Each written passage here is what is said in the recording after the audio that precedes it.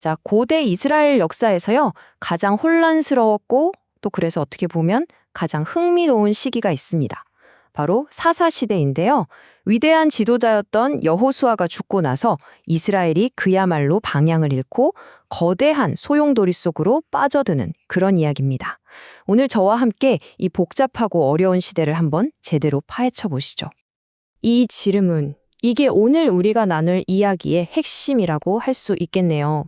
왕이 없었다. 이게 과연 진정한 자유를 의미했을까요? 아니면 오히려 끝없는 혼돈으로 가는 지름길이었을까요?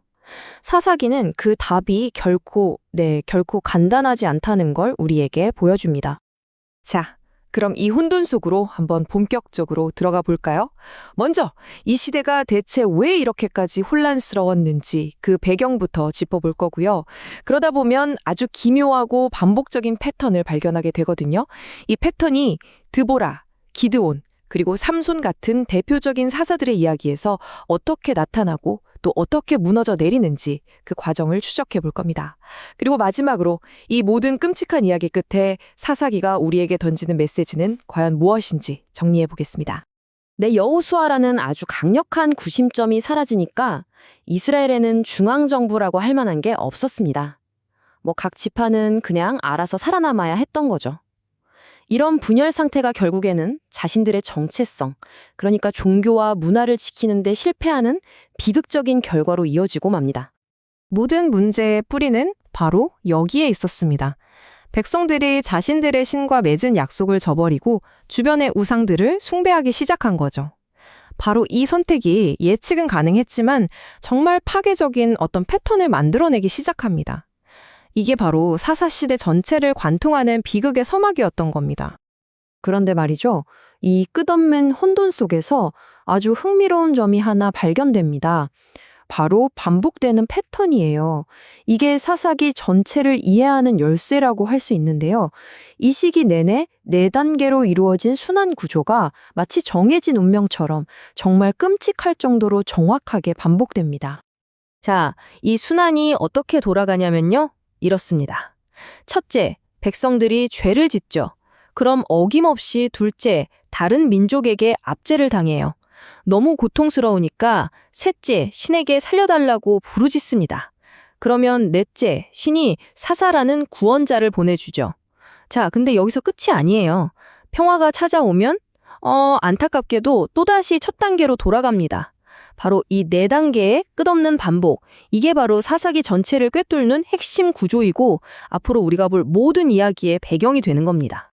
자, 그렇다면 이 순환 구조라는 게 실제 역사 속에서는 어떻게 나타났을까요? 이제부터 대표적인 사사들의 이야기를 통해서 이 패턴이 처음엔 어떻게 작동했고 또 시간이 흐르면서 어떻게 망가져갔는지 한번 직접 확인해 보겠습니다. 첫 번째 인물은 드보라입니다. 사사기에서 유일한 여성 사사인데요. 단순히 사사를 넘어서 예언자이자 국가적인 지도자로서 정말 막강한 영향력을 발휘했던 그런 인물입니다.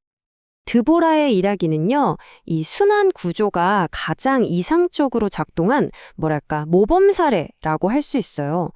명확한 압제에 맞서서 신실한 지도자가 나타났고 민족 전체가 하나로 뭉쳐서 완벽한 승리를 거뒀죠. 그리고 그 결과로 무려 40년간의 평화를 누렸습니다.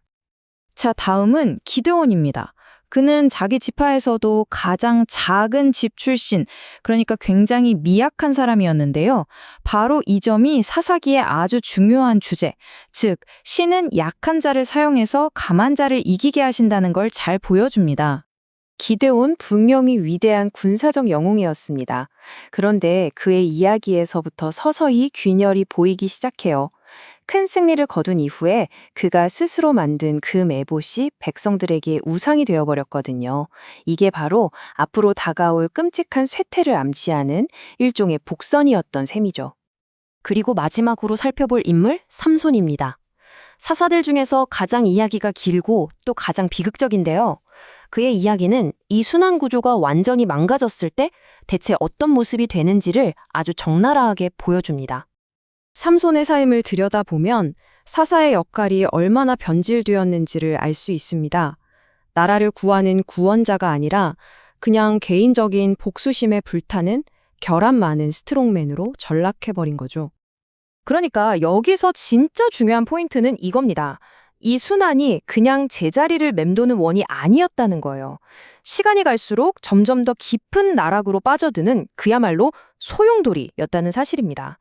순환이 한번 반복될 때마다 이스라엘의 상황은 이전보다 훨씬 더 악화되었어요.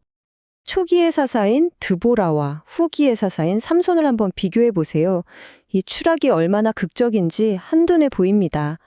한 명은 신앙을 바탕으로 민족을 위해 싸운 이상적인 지도자였죠. 반면에 다른 한 명은요, 개인적인 복수심에 사로잡혀서 결국 자기 자신마저 파멸로 이끈 안티 히어로였습니다.